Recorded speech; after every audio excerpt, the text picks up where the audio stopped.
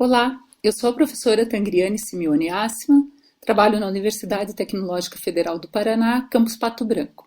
Estamos aqui hoje para falarmos sobre a cultura da alfafa e seu cultivo no Brasil. A alfafa é tida como a rainha das forrageiras, principalmente por sua característica de produzir altas quantidades de matéria seca, assim como com um elevado teor de proteína bruta. A alfafa se presta muito a ser feita, a fazer feno, chegando o custo hoje na nossa região a 90 centavos o quilo de feno. Considerando que podemos atingir uma produtividade de 20 toneladas por hectare por ano, pode-se ter uma boa lucratividade com a cultura da alfafa. Da mesma forma, lembramos que ela tem 25% de proteína bruta, o que confere para ela ser uma grande forrageira, especialmente para a produção de gado de leite. Mas por que não se cultiva alfafa no Brasil? Se pegarmos o exemplo no hemisfério norte dos Estados Unidos, que cultiva atualmente 7 milhões de hectares, ou mesmo aqui no hemisfério sul, a Argentina, que cultiva 3 milhões de hectares, e compararmos com o Brasil, que está cultivando apenas 6 mil hectares, mais concentrados no Rio Grande do Sul, e no Paraná, tradicionalmente ela é mais cultivada na região de Castro, e por informações pessoais, soubemos que tem ao redor de 200 hectares sobre orientação da cooperativa ABC, nós podemos observar que o cultivo de alfafa é muito pequeno no Brasil, não justificável, uma vez que temos um grande rebanho bovino leiteiro e de gado de corte. Mas por que se planta pouca alfafa? Entre outras questões, que aí vai desde a disponibilidade de sementes de qualidade, maquinário para seu manejo, mas nós temos uma preocupação com as recomendações de adubação e calagem dessa cultura. Fazendo uma revisão de literatura, observa-se que a recomendação de pH aqui no Brasil deveria ser manter o solo de 6 a 7,5 pH, e nesse mesmo sentido a saturação de bases deveria chegar a 80 a 90%. Sendo que a recomendação de potássio para essa cultura é de 300 kg por hectare ano de K2O.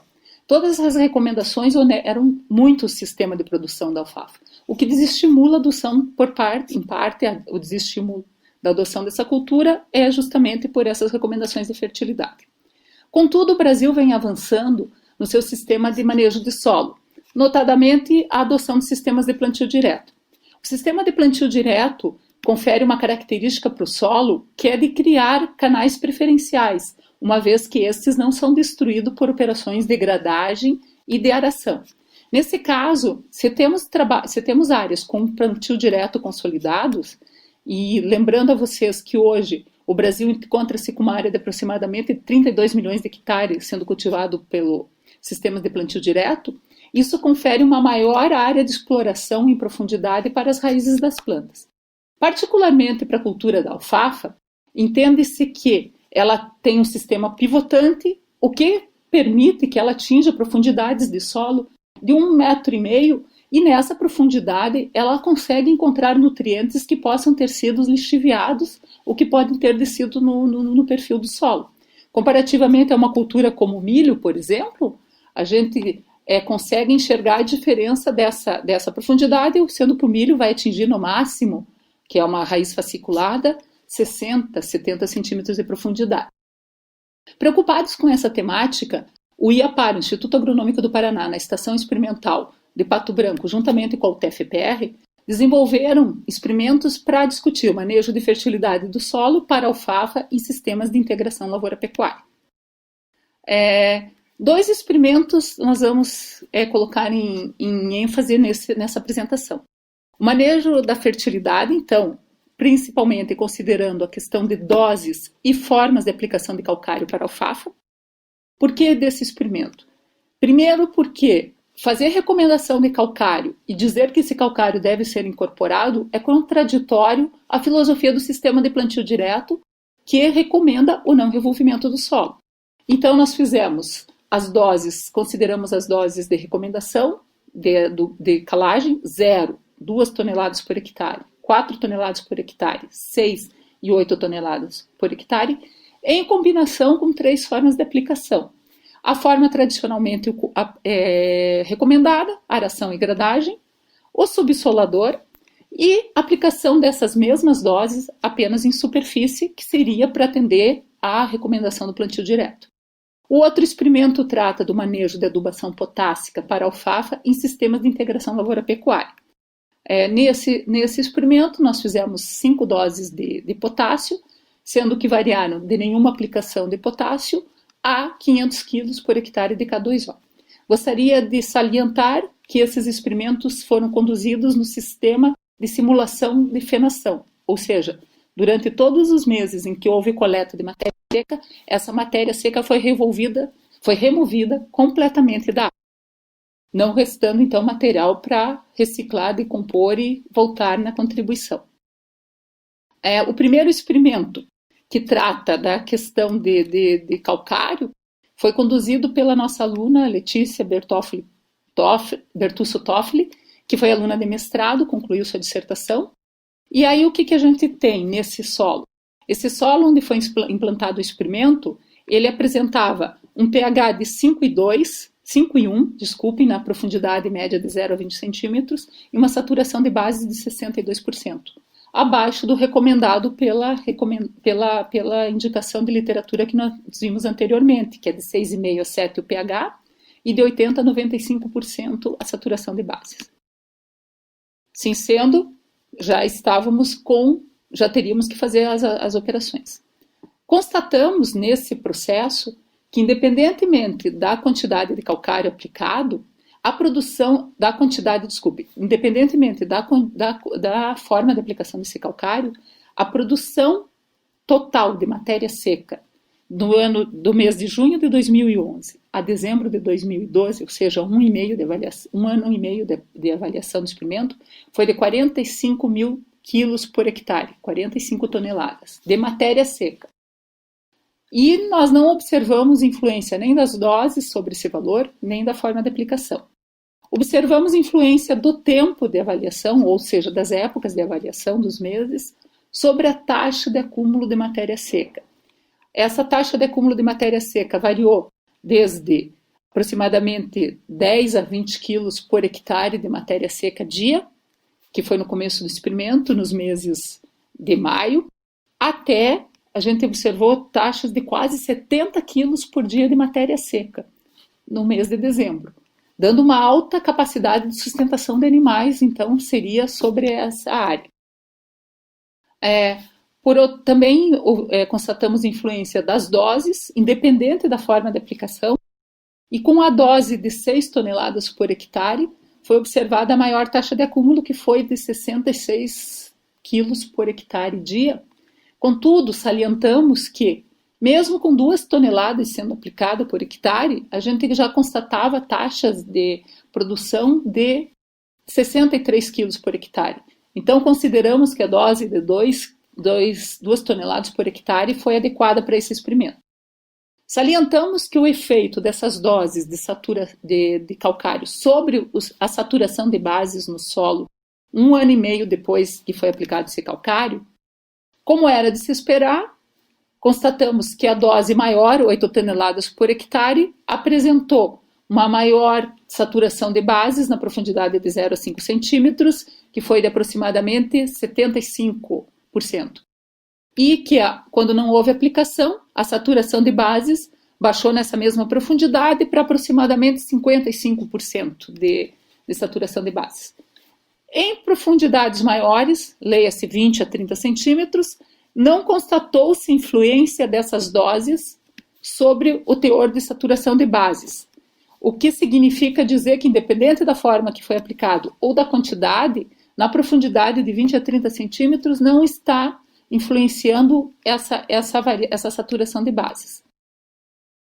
Quanto ao meio de aplicação, a forma de aplicação, como também era de se esperar, na profundidade de 0 a 5, na área superficial do solo, constatou-se que quando o calcário foi aplicado de forma superficial, a saturação de bases nessa camada ficou ao redor de 74, 75%, enquanto que quando este foi arado, foi arado o calcário e gradeado, essa saturação de bases ficou ao redor de 62% devido à homogeneização do solo na camada de 0 a 20 centímetros.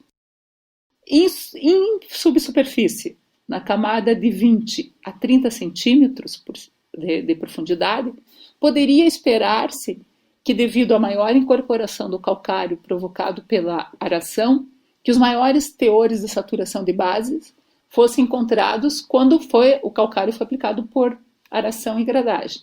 Contudo, constatamos que, mesmo nessa profundidade, quando o calcário foi aplicado em superfície, ele apresentou maior teor, maior nível de saturação de bases de 20 a 30 centímetros de profundidade.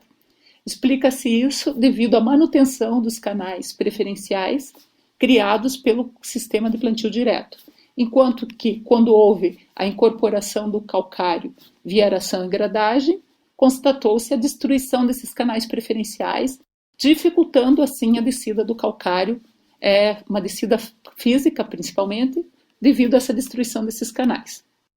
Em conclusão desse experimento, pode-se afirmar que o calcário deve ser aplicado em superfície quando a alfafa estiver sendo cultivada em sistemas de plantio direto já consolidados, e que as recomendações para o nível de saturação de bases a ser atingido, o valor V2 da fórmula de necessidade de calagem, encontram-se superestimadas, sendo que a recomendação deste grupo para a aplicação de calcário para a cultura de alfafa seria de 2 toneladas por hectare aplicada superficialmente anualmente.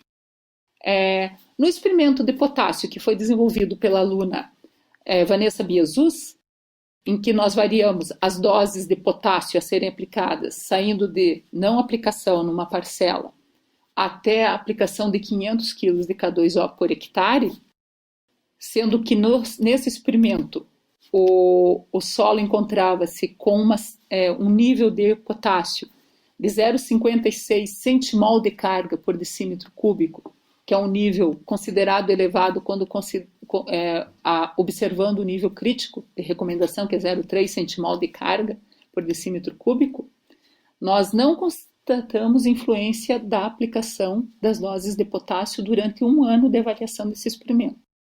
Lembro que a recomendação tradicional de aplicação de doses de potássio no Brasil atualmente é de 300 kg por hectare de K2O. A taxa de acúmulo observada nesse experimento, independente se aplicou potássio ou não, foi de, no máximo, quase 100 kg por hectare dia de matéria seca, no mês de dezembro, e também observamos a menor taxa ao redor de 20, 30 kg por hectare de matéria seca.